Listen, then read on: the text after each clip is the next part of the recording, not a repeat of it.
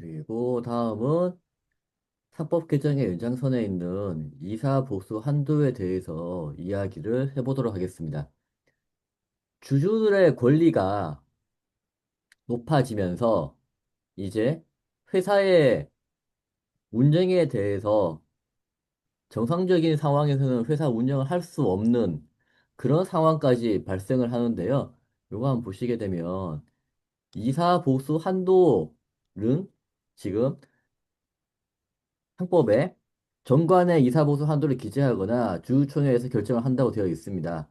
근데 주총에서 이사보수 한도를 정할 때 이사인 주주가 있을 겁니다. 일반적으로 그렇죠.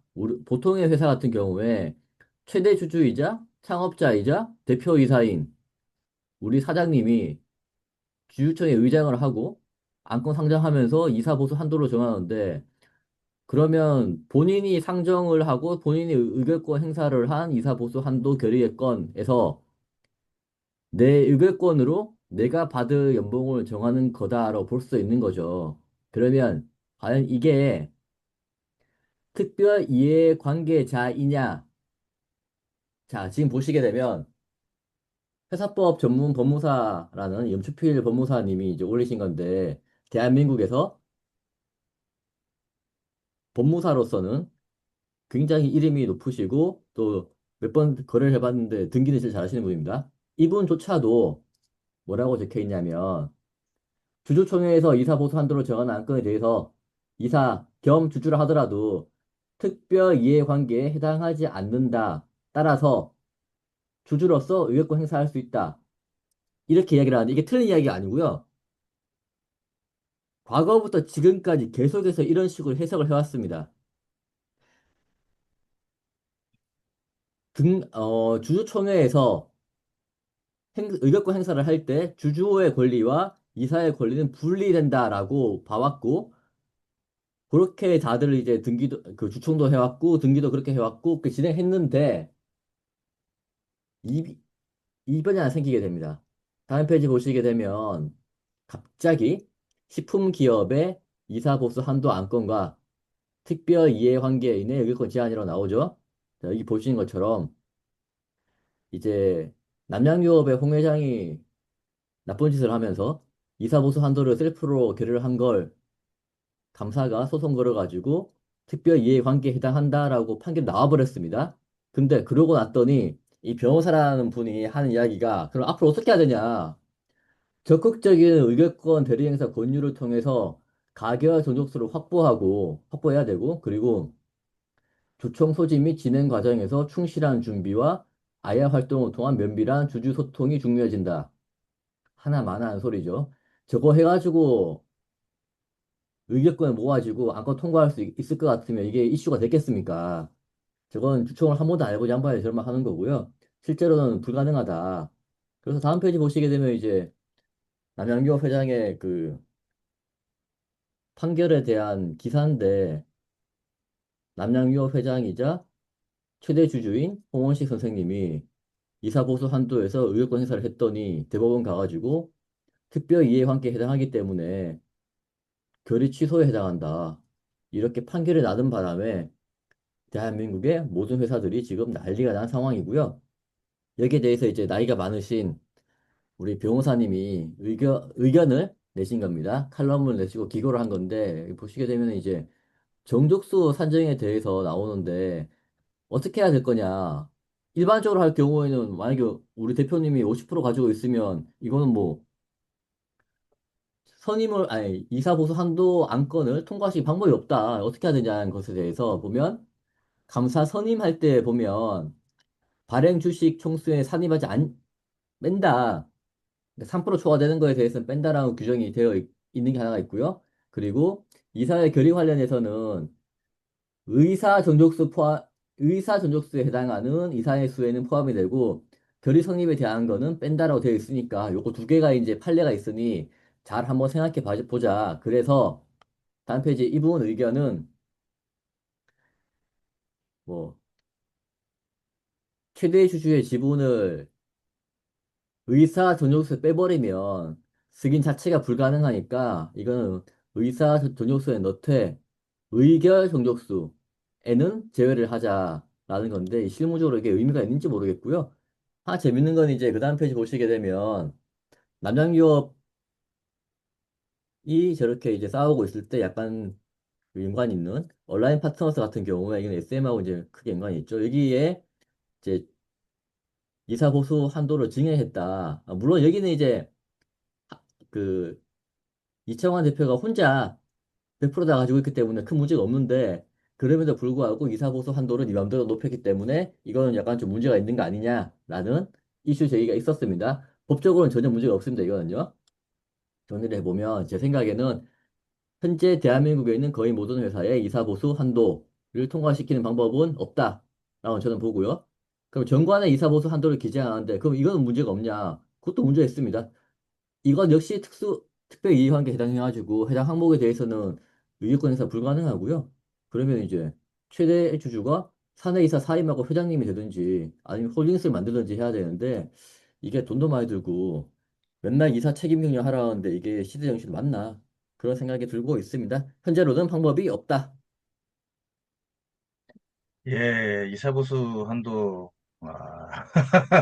그러니까 거의 대부분은 이제 작은 이제 작다고 얘기하기는 좀 그렇고 이제 뭐 코스닥 회사들이나 유가증권 회사들의 이제 가족 회사들이나 1인 창업자의 오너십과 오너 맨파워 가지고 이제 상장을 시킨 회사들은 대부분은 아까 이제 우리 홍채 형님이 말씀하신 데 최대 주주가 곧 대표이사죠. 대표이사이자 사내이사죠. 예.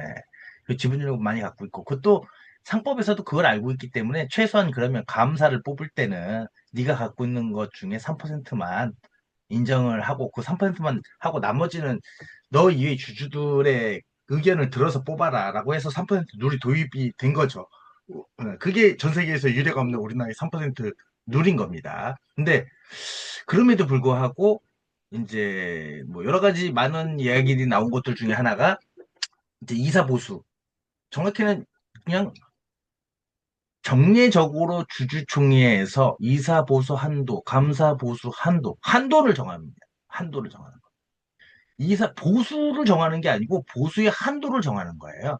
뭐 거의 그렇기 때문에 대부분 상장사들 20억, 50억, 뭐 100억, 뭐 한도가 엄청나게 커요. 근데 실제로 기집행 금액을 보면 뭐 이사 뭐 한 사람당 2억씩 줘가지고 6억이다. 뭐 이런 식으로 해가지고 그래서 주주총회 소집 공고에 보시면 뭐 주주총회 소집 주주총회에서 결의한 이사 보수 한도가 뭐 15억이고 실제 집행 금액은 6억이다.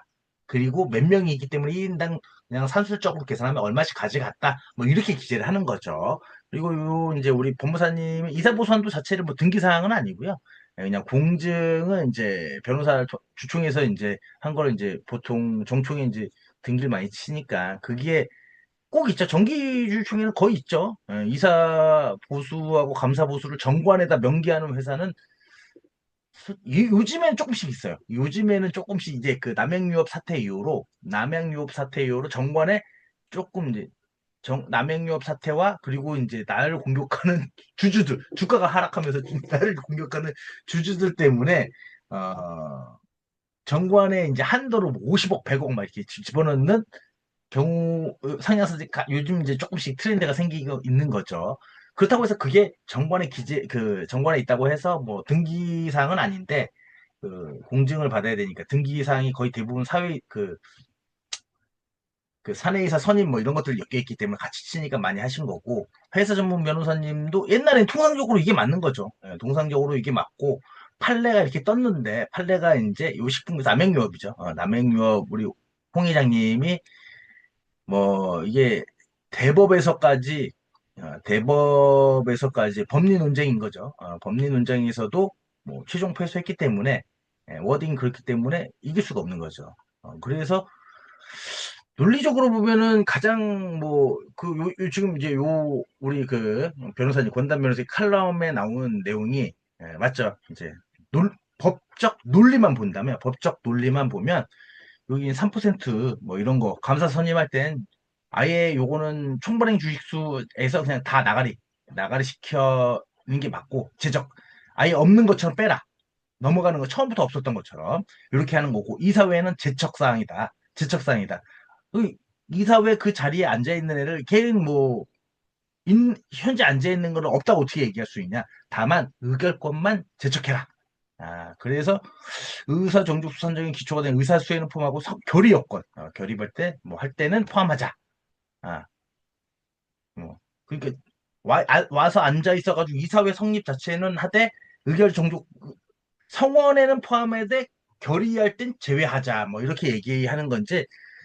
왜냐면 요거는 이제 법적인 문제이기 때문에 1인 주주, 아까 이제 뒤에서 이제 나온 얼라이언스 요거처럼 1인 주주. 1인 주주는 그러면은 법대로만 한다면 본인은 정관에만 딱 기재를 해야 되는 거예요. 본관. 정관에 이사보수 한도가 아예 기재가 되어 있거나 아니면 최대 주주는 등기 이사를 하면 안 되는 거죠. 등기 이사를. 비등기 이사만 하는 거죠. 그러면 가능한 건데, 근데 어찌됐건 이게 법적 논리로 보게 되면 이제 뭐 취지 여러 가지 하는데 뭐 결과론적으로 보면 이렇게 하는 게 맞다. 상법 취지에서 보면은 뭐 특별 이하의 주식도 의사 정족수 상량에는 총발행 주식세는 포함해되 정족수 산정 시험을 제외하는 거 타당하다. 거의 3% 룰과 이사회를 좀 짬뽕해서 쓰자. 뭐 이렇게 얘기를 하신 거죠. 근데 이렇게 하나 저렇게 하나 주식수가 대주주께 나가리가 되면 힘든 거죠. 감사선임 보면 딱 알잖아요. 최대주주 제척 뭐 하게 되면 안 되니까 그래서 상장사들이 못 뽑겠다가 난리치니까 그러면 특례 기종으로 뭐 전자투표 도입하고 뭐 소식 공고도 하고 뭐 전자투표도 하고 정관에 뭐 기재가 되어 있고 뭐 이런 여러 가지 조건들 충족할 때만 뭐 이렇게 예외사항을 두는 것처럼 이거 똑같은 거예요. 제가 봤을 땐 똑같은 거라서 근데 굳이 이게 뭐 상법 개정의 화두 뭐 그렇게 될 일은 없겠죠. 어찌됐건 개인 투자자나 소액주주 입장에서는 그 이사들이 엄청난 많은 돈을 가져가는 것들에 대해서 이제 좀 반감을 갖고 있는 거죠. 스톡 옵션도 받아가는데. 그렇기 때문에 법리적인 부분에서는 현재가 무조건 잘못했다. 이렇게 보기도 좀 어려워요. 현재 뭐 등기사 아니어도 되잖아요. 근데 등기사 아닌 사람이 이제 의결권을 행사하면은 회사 경영 행사하면 요건 좀 뭐 책임 소재 한도가 있기 때문에 그리고 이제 시대 정신에 이사의 책임 경영 거의 그 이사의 책임의 주인 경영이 좀 많겠죠. 최대 주주가 하는 게 가장 이제 그나마 자기 거를 위해서 그러면서 다른 주주들도 같이 위해 본인만을 위한 경영이 아니라 주주 자신을 포함한 모든 주주를 위한 경영을 좀 하라는 내용인 것 같아요. 그래서 가장 현실적인 가장 많이 하는 게 이거죠. 정관에다가 이사보수 한도를 뭐 엄청나게 뭐 물론 100억 정도 받을 리는 없겠지만 전체 한도 그냥 100억이다 이메일 숫자를 쓰는 거예요. 그러면 그 안에서 100억 한도 안에서 이제 하면 하는 거고 그 정관 변경은 33%이기 때문에 뭐 내가 주식수만 많고 한다면 언제든지 바꿀 수 있는 거라서 그런 부분이 있고 최대 주주인 사람이 사내이사 사님 요거 좀 싫어하시는 분들 꽤 있어요. 왜냐면 최대 주주가 대부분 사내이사를 하겠다는 거는 내가 대표이사이자 내가 이제 이사회 의장이자 내가 주체자가 되는 거예요.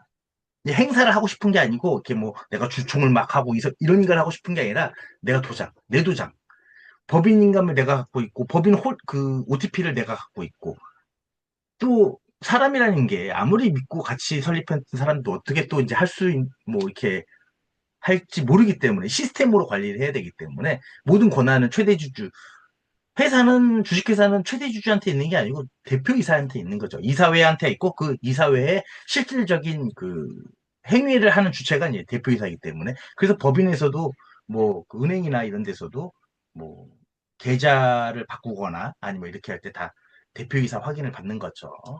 그리고 이제 요 최대 주주 지분을 출자하는 홀딩스 이건 좀 돈이 많이 들고 이제 관리 차원이 좀 큰 기업들이나 가능한 얘기이기 때문에 그런 기업들은 벌써 다 했죠. 그리고 가장 현실적인 건 정관의 이사보수 한도로 이제 어마무시한 금액을 집어넣는 거죠. 뭐 100억 아니면 500억. 500억 이렇게 주면 야 우리 총자산이 주주들이 이제 회사의 총자산이 500억인데 이사보수 한도로 500억을 정관에 넣겠다. 뭐 이렇게 얘기 나올 수 있기 때문에 이거 좀 잘 민감한 사항이고 최대 주주가 사임이사 사임. 근데 요런 분 좀 거의 대부분은 좀 유가증권은 좀 이런 게 많은데 코스닥은 조금 뭐 제가 보기에는 요 첫 번째 대안 정관에 이제 요거 33%또 모으는 그게 또 좀 깨름직한 것도 있고 아니면 좀 연세가 있으시면 아들분이 대표이사 하는 거죠. 다른 사람 보면 아들은 있죠. 아들도 못 믿는 경우가 좀 있죠. 대판 싸우고 징계해 준 것도 막 다시 돌려달라고 하는 경우도 많이 있기 때문에 요 부분 좀 생각을 좀 해봐야 되지 않나. 그렇기 때문에 뭐 이사가 그 주식을 갖고 있는 그 이사가 그 의결권 행사하지 않는 거에 대해서는 조금 제 입장에서는 좀 조금 의아해요. 왜냐면 또 이사를 선임할 때는 자기가 갖고 있는 주식은 또 의결권을 행사하거든요. 근데 요건 현재 법상에서는 보수한도는 돈에 관련된 특별 이해관계다. 특별 이해관계. 이해관계. 경영은 뭐 이사 선임 그 자체는 뭐 아닌데 왜냐면 뭐 무보수 경영 뭐 이런 것도 있기 때문에 뭐 우리나라는 많지 않지만 그렇기 때문에 이사 선임 그 자체만으로는 특별 이해관계에 있다 보기 어렵다라고 보는 거고 금전적인 수치가 들어가는 것에 대해서는 특별 이해관계가 있다라고 보기 때문에 이사의 급여를 지급하는 게 아니라 급여의 한도를 정하는 거에 대해서 해당 이사는 의결권을 행사하지 못한다. 뭐 이런 거죠. 이런 부분이 좀 많이 좀 바뀌고 좀 디테일하게 됐으면 좋겠고, 근데 어찌됐건 현재 상황에서는 정관에서 이사부 한도 자체를 그냥 집어넣는 게 가장 깔끔하죠. 예. 어차피 그 다음에 한도만 정해지면 그 안에서 이사회에서 이사들 급여는 이제 쪼개면 되는 거니까, 뭐 거의 대부분 사장님 혼자서 정하시겠지만, 그런 게 현실이지 않을까 싶습니다. 네, 오늘은 여기까지 하도록 하겠습니다. 예, 수고하셨습니다. 뿅!